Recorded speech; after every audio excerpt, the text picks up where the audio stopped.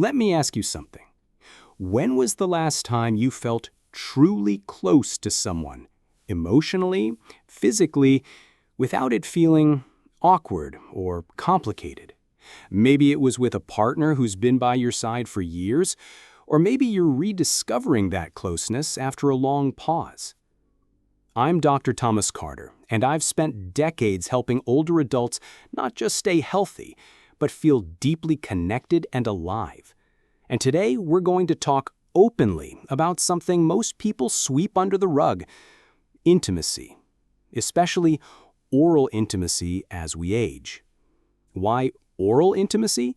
Because it's a beautiful expression of closeness, and it doesn't lose its meaning as the years go by. Yet it brings up concerns we didn't face when we were younger: uncertainties, worries about health and safety, how our bodies are changing. So in this video, let's walk through this together: the good, the honest, and the real. First, intimacy doesn't end with age. If anything, it thrives on authenticity. After 60, you've lived life, learned what brings joy, connection, tenderness.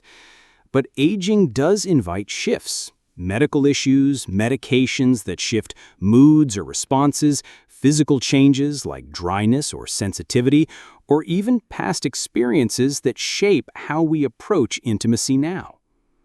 That's why we need to treat oral closeness not just as fun, but as part of health, something to approach thoughtfully. Here's what we need to know. STIs are not just a young people's issue.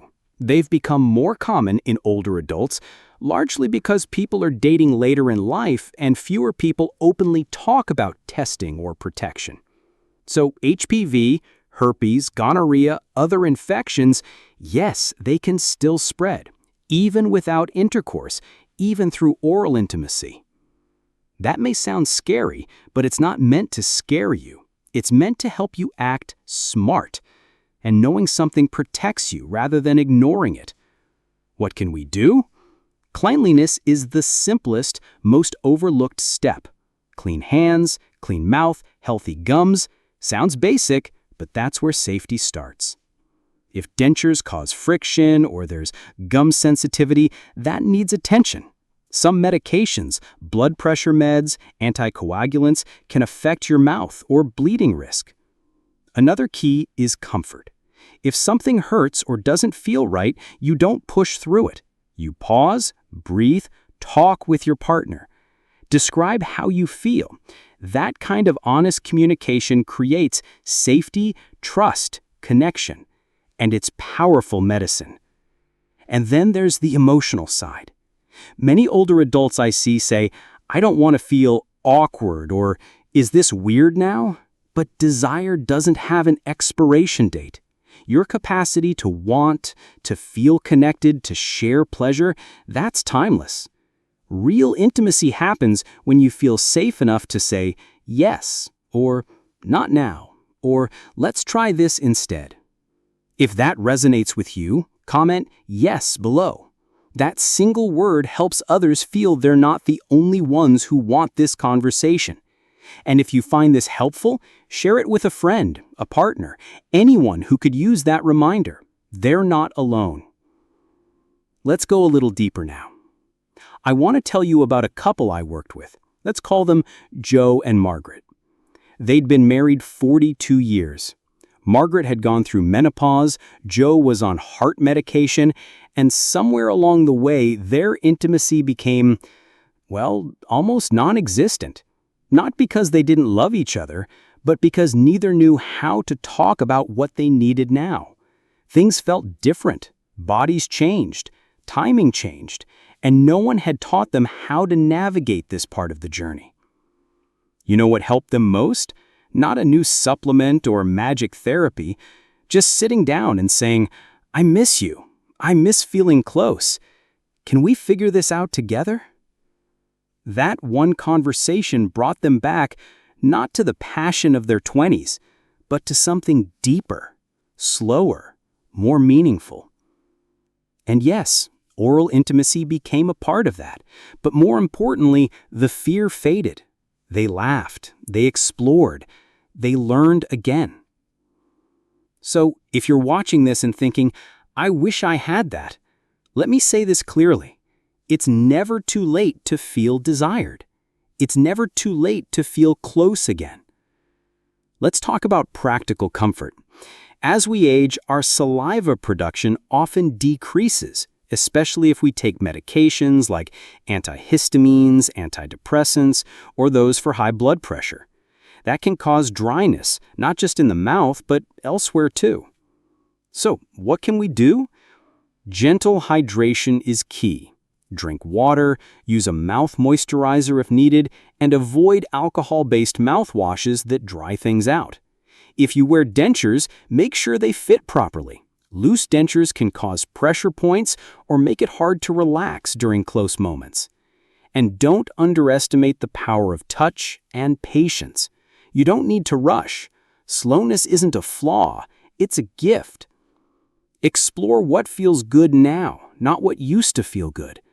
Bodies change, but pleasure evolves with us. Sometimes it just takes a little curiosity. And now something many people never hear.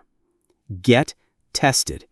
If you're dating, divorced, or widowed and exploring new relationships, get tested for STIs and encourage your partner to do the same. You don't need to make it awkward. Just say, I care about us both, so let's start safe. HPV, for instance, can be transmitted orally even if you feel fine. Herpes, too. Protecting yourself isn't about fear, it's about self-respect. And if you've been with a long-term partner, getting tested together can even bring you closer. It shows you're invested in each other's well-being. I also want to talk briefly about emotional readiness. Some older adults feel hesitant because of past trauma, shame, or embarrassment. Maybe you grew up in a time when intimacy was taboo. Maybe you've experienced rejection or medical changes that affect confidence. Let me say this. Your worth isn't defined by performance. It's defined by connection. And if you're anxious, that's okay. Start where you are. Talk with someone you trust, a doctor, a therapist, even your partner. You don't have to do this alone. And if you're the partner, practice gentle encouragement. Ask, don't assume. Listen, don't push. Respect, don't judge. That's how intimacy blooms, at any age. Now, before we wrap up, let me share a few final tips. Keep up with dental checkups, not just for oral health, but because gum disease can increase risks during oral intimacy. Infections can spread more easily when your mouth isn't healthy. Avoid spicy or acidic foods before close contact. They can irritate sensitive areas. And if either of you has a cold sore or any oral wound, wait until it heals. It's worth it. And remember, there's no right way to be intimate. What matters is that you feel safe, respected, and connected. If you found anything in this video that opened your mind or eased your worry, I invite you to type SAFE in the comments. That word tells me and others that this message matters. And one more thing, if you want more conversations like this, real, warm, honest health talk, hit the subscribe button. Let's keep learning together. Because aging doesn't mean fading. It means evolving.